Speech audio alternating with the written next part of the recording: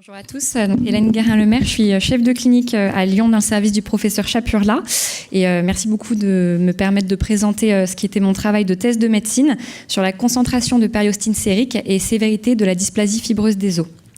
Donc la dysplasie fibreuse des os, c'est une maladie osseuse rare qui est congénitale mais non héréditaire et dont il existe deux formes, une forme polyostotique où plusieurs os sont atteints et une forme monoostotique où un seul os est atteint. Le phénotype est très variable, allant de formes asymptomatiques à des formes très sévères avec une qualité de vie impactée. Dans les complications possibles, il y a la douleur, les déformations, les fractures, les compressions neurologiques et exceptionnellement la dégénérescence sous forme de sarcome. On peut la retrouver, cette dysplasie, sous forme syndromique, et en particulier, il y a le syndrome de McCune-Albright qui associe une dysplasie polyostotique, des taches café au lait et des anomalies endocriniennes, en général une puberté précoce. Donc quelques mots de physiopathologie. Cette maladie, elle est due à une mutation postzygotique activatrice du gène GNAS dans une cellule souche de l'embryon. C'est donc une mosaïque somatique. Et on va avoir d'une part une cascade qui va conduire à la différenciation d'ostéoblastes anormaux qui vont produire une matrice fibreuse qui est caractéristique de la maladie. Et d'autre part, il va y avoir une hypersécrétion d'interleukine 6, ce qui va activer des ostéoclastes avec pour conséquence une résorption de l'os normal et donc une aggravation, enfin une augmentation des lésions fibreuses. Alors, autant l'évaluation diagnostique elle est assez facile dans la maladie, autant l'évaluation pronostique est un peu plus complexe. Au niveau clinique, ce qui ressort comme facteur de mauvais pronostic principal, c'est la présence d'une forme polyostotique. Au niveau des marqueurs osseux, ça a été montré que c'était assez peu sensible en fait pour évaluer le pronostic des patients. Et au niveau de l'imagerie, il y a une étude qui a montré qu'on pouvait corréler le volume atteint en scintigraphie à la morbidité chez les patients, mais ce n'est pas très accessible en pratique clinique. La périostine maintenant, c'est une protéine de la matrice extracellulaire qui a la capacité d'interagir à la fois avec d'autres protéines de la matrice extracellulaire, dont le collagène, et d'autre part avec des intégrines, ce qui permet de bien comprendre ces deux rôles principaux. D'une part, un rôle d'organisation de la matrice extracellulaire et entre autres dans le cross-linking du collagène de type 1, ce qui permet la fibrillogénèse. Et d'autre part, une activation des voies de signalisation intracellulaire, dont la voie Wnt-bêta-caténine, qui est importante dans l'os, ce qui permet la modulation de l'expression de nombreux gènes. Cette protéine, elle est ubiquitaire, mais on la retrouve principalement dans les tissus à forte contrainte mécanique, comme les tendons, la peau, les valves cardiaques. Alors, dans le tissu osseux, elle a de multiples rôles, comme vous voyez ici, depuis l'embryogénèse, en fait, jusqu'à l'âge adulte, avec un rôle dans la formation osseuse et dans la microarchitecture, un rôle dans la minéralisation osseuse et un rôle dans la réparation osseuse après fracture. Et ce qu'on voit sur ces quatre premiers rôles, c'est que globalement, ça va dans le sens d'une augmentation de la formation osseuse.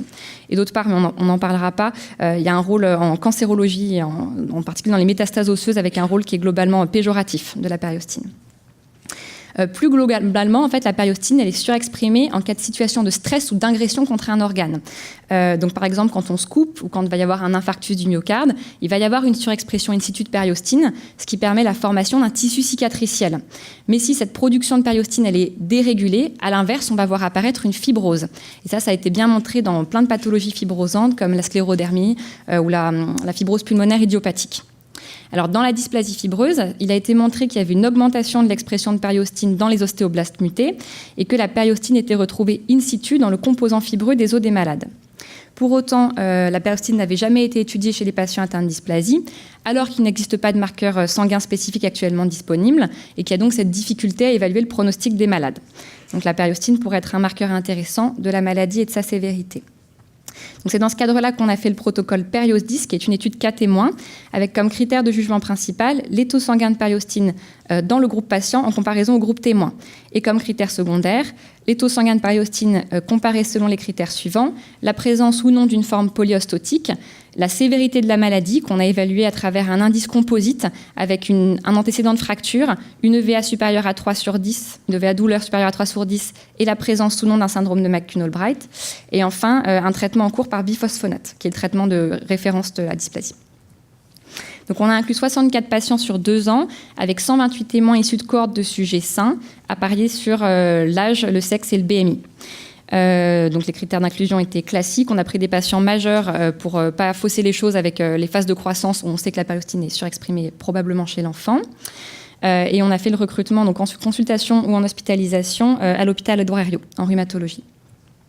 Donc en pratique, on prenait 2 tubes par patient et le kit utilisé était un ELISA sandwich de la firme Biomedica avec des résultats exprimés en picomoles par litre. Et on a fait un test de student pour comparer les différences de moyenne entre les groupes, puis une régression linéaire, puis une analyse multivariée. Alors ça, c'est la population de l'étude. Ce qu'on voit, c'est qu'il y a beaucoup de femmes, 69%, alors que normalement le sexe ratio est de 1, et beaucoup de formes polyostotiques, normalement un tiers, là on en a 50%. On avait 68% de patients traités par biphosphonate et 16 antécédents de fractures, dont 3 seulement récentes dans l'année. Donc voilà les résultats. On a montré que les taux sanguins de périostine étaient plus élevés chez les patients par rapport au groupe témoin et parmi les patients, chez les patients qui avaient un antécédent de fracture et chez les patients qui avaient une forme polyostotique. Et là, je ne vous ai pas montré le graphe, mais c'était aussi plus élevé chez les patients avec un syndrome de McCune-Albright. En revanche, il n'y avait pas d'augmentation significative du taux chez les patients avec, considérés comme sévères, donc avec l'indice composite, ou alors seulement avec le VA supérieur à 3/10. Et en revanche, il y avait un taux significativement plus bas chez les patients traités par biphosphonate. Et en multivarié, on a montré que l'antécédent de fracture était associé à un taux plus élevé indépendamment de la présence ou non d'une forme polyostotique et de la présence d'un syndrome de McCune-Albright. Donc c'est la première étude à avoir évalué la périostine dans la dysplasie. Pour ce qui est du résultat des taux plus élevés chez les malades et dans les formes polyostotiques et dans les syndromes de McCune-Albright, ça paraît assez cohérent puisque la périostine est produite par les ostéoblastes mutés. On peut se dire que plus les lésions sont nombreuses et importantes, plus le taux de périostine sera élevé. Un peu plus surprenant, les taux élevés chez les fracturés.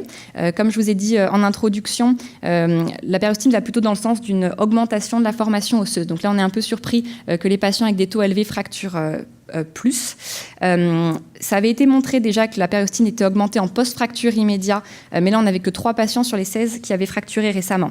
Donc pour ça, pour expliquer cette augmentation du taux chez nos fracturés, on a plusieurs hypothèses. On pourra y revenir si vous voulez dans les questions. Autre résultat surprenant, de ce taux plus bas chez les patients sous biphosphonate. Alors, pourquoi je dis surprenant ? Parce qu'il est communément admis que les biphosphonates agissent en antirésorbeur, donc sur la voie ostéoclaste, alors que la périostine est bien produite par les ostéoblastes, donc plutôt sur cette voie-là.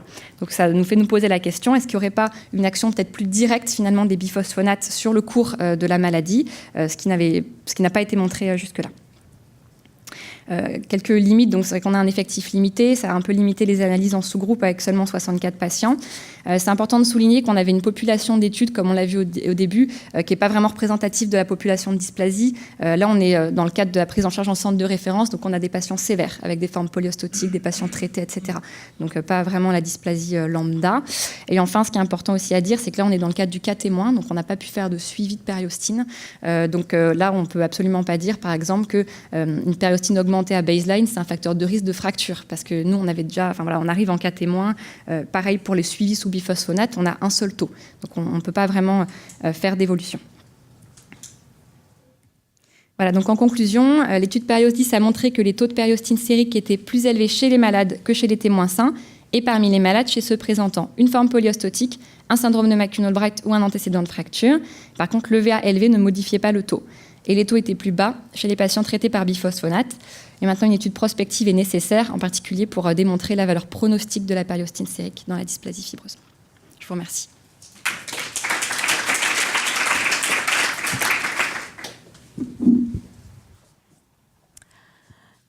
Un petit peu de temps pour les questions. Florence.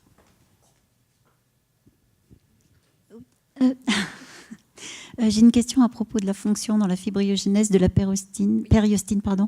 Vous dites que ça joue sur les crosslinks, mais comment ? Parce que c'est pas une enzyme quand même, la périostine. Alors, je ne sais pas exactement en termes physiopathologiques, mais en tout cas, ce qui a été montré, c'est que chez les souris knock-out pour la périostine, il y avait une fibrinogenèse aberrante. Après, je ne sais pas exactement par quelle voie ça passe. Ah, c'est pas forcément le crosslink alors, je pense que c'est sur des études, en fait, après en microscopie optique, qu'ils ont détecté que la fibrinogenèse est altérée en l'absence de Alors, je ne sais pas pourquoi le crosslinking, ça, je ne peux pas vous dire, c'est un peu trop technique pour moi. En tout cas, très clairement, il y a plusieurs études qui l'ont montré. Après, je ne sais pas sur quelle voie, mais c'est présenté comme ça. Ma question, vous avez partiellement répondu. Mon autre question, c'était est-ce qu'il existe des souris knock-out pour la périostine et est-ce que le phénotype de ces souris peut répondre à certaines de vos tout à questions. fait. Et c'était pour ça aussi que c'était intéressant, qu'on est parti sur la périostine dans la dysplasie. Les souris knock-out, elles ont une fibrillogénèse aberrante, elles ont un anisme avec des os courts et un défaut de minéralisation et des densitométries plus basses.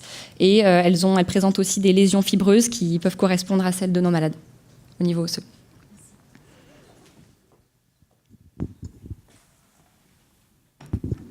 La périostine plus basse avec les traitements sous biphosphonate, ça pourrait pas juste montrer l'efficacité du traitement?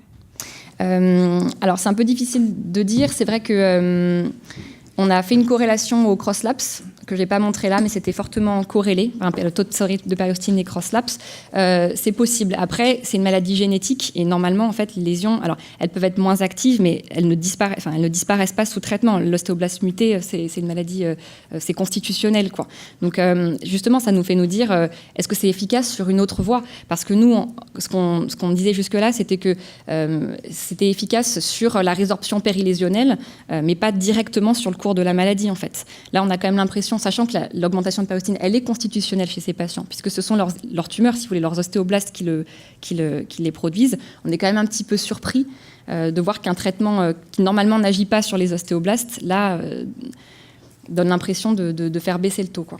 C'était plutôt dans ce sens-là. Bonjour. Juste au début, vous avez précisé qu'il y avait une hypersécrétion d'IL6 quand il y avait une mutation activatrice de GNAS. Oui. Si vous faites une étude prospective, est-ce qu'il n'y aurait pas un intérêt à tester d'autres molécules en ELISA, et notamment ces cytokines, si de mémoire je ne dis pas de bêtises, l'IL6 c'est plutôt pro-inflammatoire, et on sait qu'il y a quand même un lien entre fibrose et inflammation. Oui, alors je ne sais pas si ça a été fait ou pas. Je sais qu'il y a eu des essais en cours sur les anti-IL6 dans la dysplasie. Après, je ne sais pas si ça a été, si le parallèle a été fait, enfin si les taux d'IL6 ont été étudiés chez ces malades-là. J'imagine que oui, puisqu'il y a eu des études cliniques qui ont été faites, mais je ne sais pas après. Pour l'aspect fibrosant. En tout cas, ce qui est sûr, c'est que la périostine, dans d'autres pathologies qui a priori n'impliquent pas plus l'IL6 que ça, était quand même corrélée à une augmentation de la fibrose.